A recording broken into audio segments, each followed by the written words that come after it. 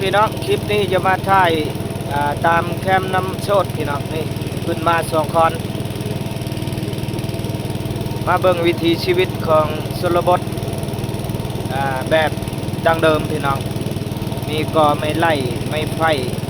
ไม่ชอดนี่กกผักกุ้มพี่น้องอันนี้กกผักกุ้มเด้อคั้นชมกินพี่น้องอยู่บ้านเฮาเคยเฮ็ดใช้แบบคั้นส้มยามเวลามันเป็นใบอ่อนๆพี่น้องเอามาแล้วก็คั้นใส่เกลือแล้วก็แป้งนัวแล้วก็มาใส่ดองเมียนพี่น้องดองเมียนแล้วก็เอามากินมันก็ส้มเด้อใบนี่ถ้าผู้ใดมีคอมเมนต์มาเด้อบ้านใดมีพี่น้องเขาเอิ้นกกกุ้มอยู่บ้านเฮาเอิ้นกกกุ้มพี่น้องโอ้เป็นหาดเป็นนั่นงามเด้อพี่น้องเด้อตามธรรมชาตินี่แหละนี่เฮ็ดกระต๊อบสวนพี่น้องสวนมันก็จะเฮ็ดตามแคมน้ำพี่น้องง่ายในการคนเพือกคนมันก็ง่ายพี่น้องเพราะว่าเขามันใกล้น้ำเฮ็ดไปตามแคมน้ำใหญ่นี่เลยนี่นะเขาเฮ็ดเราจะมาปลูกตูบอยู่แถวนี้พี่น้องเนี่ยตูบหางโดยยังคนก็มี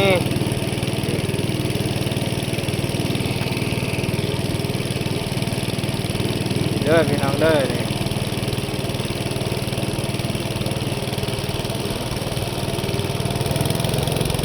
มีตูบจะเลี้ยนขึ้นเลยพี่น้องแต่นี่จนฮอดบ้านแต่บ้านมานี่ก็มีอยู่ประมาณมุ่ง3 หลักก็ม้วนไปแบบนึงเลยพี่น้องเลยเราไปจะมาเฮ็ดแบบกินไปนำแล้วก็อยู่เป็นอาชีพภาคนี้ก็มีกระต๊อบเราจะมาอยู่แบบนี้เลยนี่อยู่ประจำแบบว่า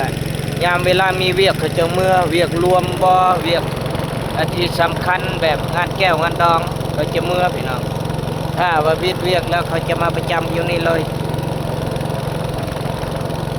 เพราะว่าง่ายกับการเผาให้เผาสวนแบบสวนมันต้น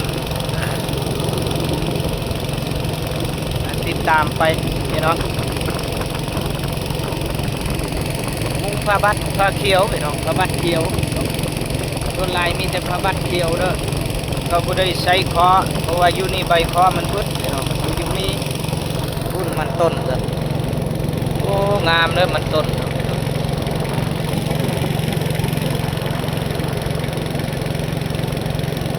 นี่แหละวิวครับ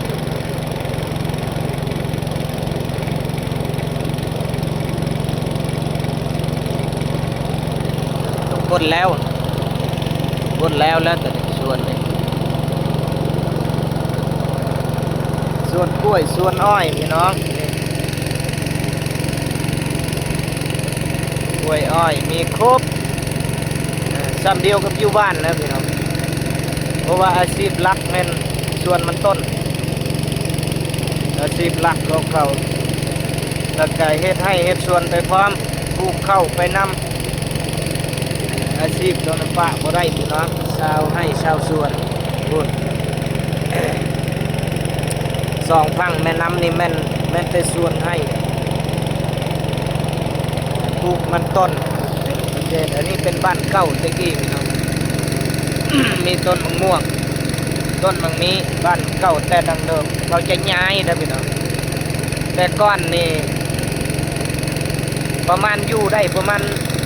10 ปีหรือว่า7-8 ปีเขาจะย้ายบ้านอันนี้เป็นบ้านเก่าที่บ้านดังเดิมแต่มันบนทันเจริญพี่น้องเขาจะย้ายจากอยู่นั่นเขาขึ้นไปอยู่นี่หยุดนี้แต่เก่ามันบ่มีแบบคือคู่มือนี้กฎหมายบ่ฮอดพี่น้องหรือว่าการรวมกับ เฮิงรวมเทื่อหนึงเขาก็เลยย้ายไปตามธรรมชาติอยู่ไปนำภูผาป่าไม้ไปตามแคมป์น้ำแคมป์ในหากินแบบอยู่ใช้มันง่ายสะดวกสบายเขาก็จะอยู่เราไม่ได้เว่าว่าคือเฮาอยู่เป็นปกติพี่น้องเราจะย้ายตลอด7-8 ปีเขาจะย้ายเทื่อหนึงหรือว่า5-6 ปีเขาจะย้ายไปลำสายอย่างเบิ่งไปเบิ่งภาพแต่เข้าอยู่บ้านตัวที่สองพี่น้องเบิ่งเด้อ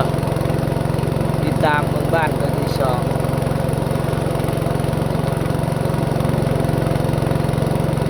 นี่ละเราจะมาอยู่แบบนี้พี่น้อง ก็ม่วนไปได้พี่น้องม่วนไปอีกแบบนึงเลย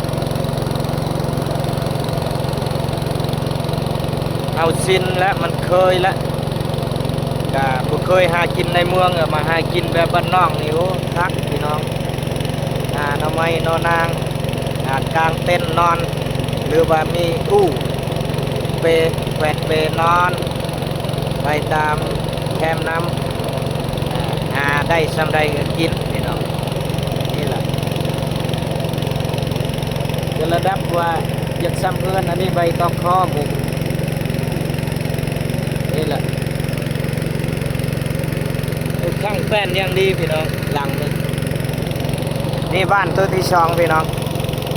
บ้านตัวที่สามเดียวนี่เขาจะย้ายขึ้นไปอยู่คุณอันนี้ก็เป็นบ้านตัวที่สองมีต้นมังมีอยู่นี่แล้วเก้าก็เป็นบ้านกลางเอิ้นบ้านกลางเขาย้ายขึ้นจ้างนี่เพราะว่าโครงการเพิ่นย้ายเพราะว่าทางเมืองเราย้ายขึ้นไปมันง่ายต่อการไป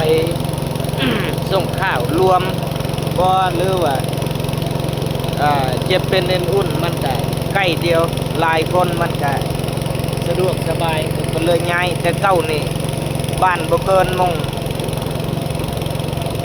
10 หลังคาลงมาพี่น้อง10หรือว่า11 12ประมาณนั้นแต่เก่าแต่ว่าเดียวนี่หลายได้พี่น้องเอ้ยเขา4-5 บ้านเข้ามาโฮมบ่เดียวมันก็เลยเอาหลายได้นี่เอาจะเข้าไปนี่แหละเข้าไปเทียงตัวนี้แหละพี่น้องเข้าไปเทียงตัวนี้แหละจะเลาะเบิ่งบ้านมันจะเป็นแบบใดไปจะฮอดแล้วฮอดกับบทันฮอดบ้านแท้พี่น้องก็เพียงฮอดเทียงให้เขาแต่นี่ขึ้นบ้านกันโอ้ยยังไกลละเติบแล้วประมาณ40-50 นาทีพี่น้องจะฮอดอันนี้จะได้แวะนี่สักวัน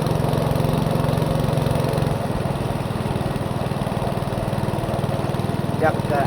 จำรวมหมดหรือเปล่า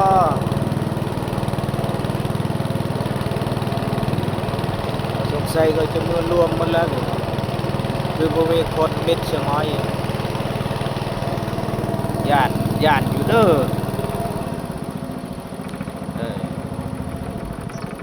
จะมาเบิ่งก่อน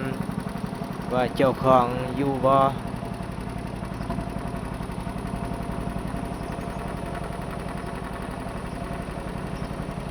อยู่เขาไปต่อโอ้มีสวนผักพี่น้องครบอยู่นี่ผักเลยสวนผักสวนมีครบชุดคือไปทานเพิ่มก่อน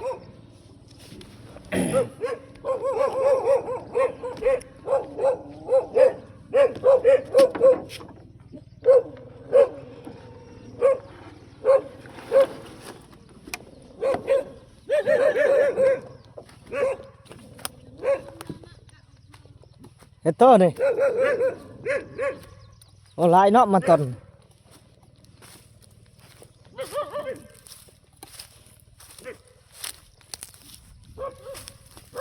เฮ็ดโตใหม่ก็กระต๊อบนี่เนาะพาเดี๋ยวมาปลุกอยู่ในนี้แล้วเนาะก็เลยจีไหนเมื่อบ้านหมด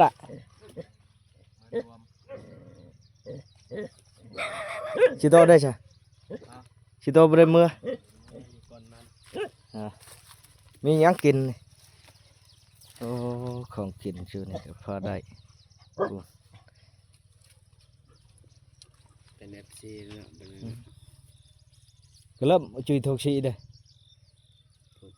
ส่วนมัน อยู่นี่อ่ะก็เจ้าไก่เฮาเลาะชวนตัวพุ่นกี้ ส่วนนั้นขึ้นโนนนี่แต่เห็นมาตูบ อันนี้นี่มันเพิ่มตัวนี้อันนี้ มันตูบ มันจุยชายบุมีนี่เนาะ นี่แหละคุณยังไม่ทันไป ก็ตูบพี่เนาะแบบดังเดิมคักอยู่แบบธรรมชาตินี่พี่ตูบกะ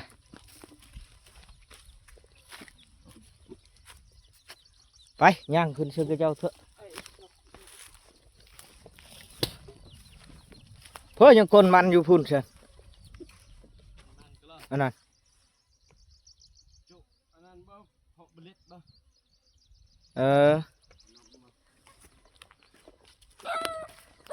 โอ้กองมันต้นพี่น้องมึงนี่โอ้มันเยอะตัวน้อยก็มี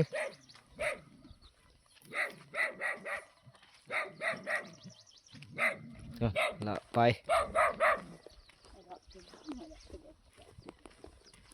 นี่หลังหนึ่งอีกอยู่นี่อยู่ในหลังหนึ่งโอ้ย3-4หลังเฮือนอยู่นี่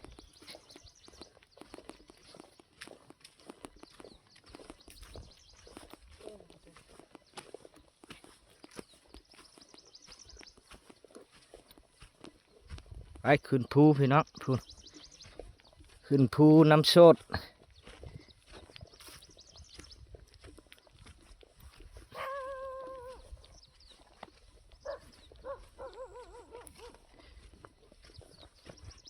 เบิ่งมากินข้าวเด้อ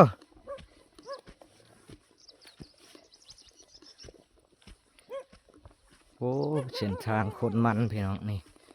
เขาคนมันโอ้ยมีแต่หญ้านี่หลายเกิดมานี่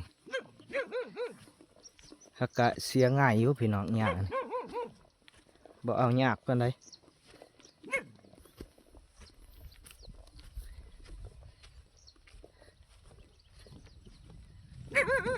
มีอีกตุบที่2ที่3พี่น้องมาเบิ่ง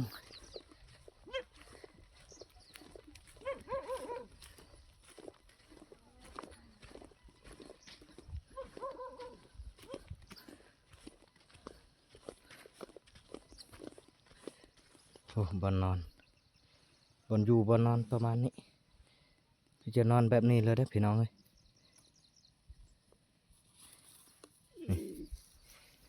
มันพร้อมนอนแบบนี้เลยนอนแบบง่ายๆนี่โอ้มันต้นคงใหญ่ดี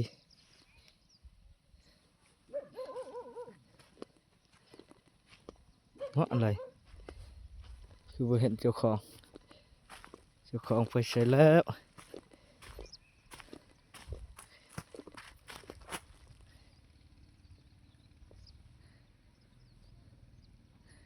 จิแล้วล่ะพี่น้องเป็นยังแล้วล่ะโอ้นางามได้นาโอ้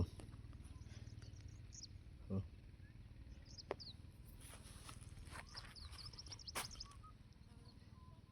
อ้าวก้นอยู่แล้ววะคือบ่เห็นอยู่นี่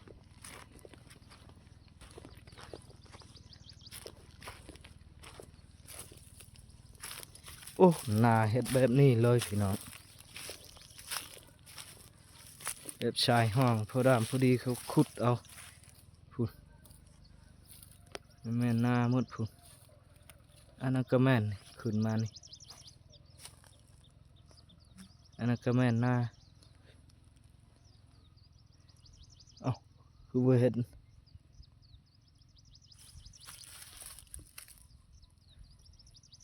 บ่เห็นเจ้ามันวะ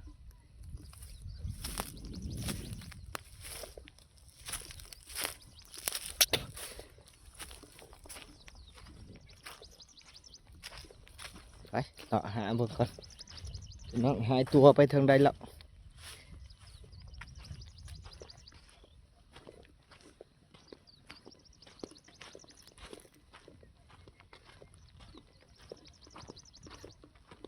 คือว่าเห็ดล่ะ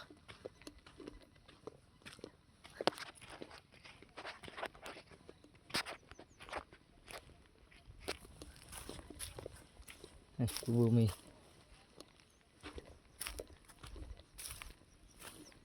โอ้กกมันงามงามเขาชันมินโอ้มันขึ้นมาเอากกมันนี่แหละเด็กเนาะคือมาเคาะกกมันอยู่พี่ง่ายกว่าเอาคือเอาเยอะขึ้นมาพี่น้องจะได้มาเคาะกกมันต้นนำเขามือปลูกกกมันเขาลายอยู่นี่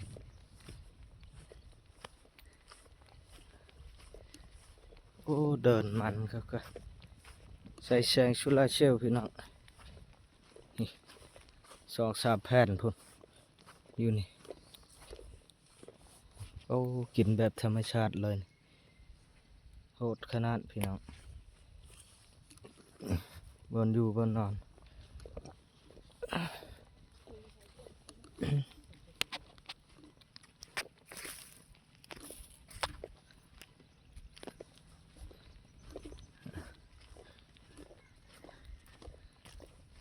ประมาณนี้พี่น้องคลิปนี้ติดตามคลิปต่อไป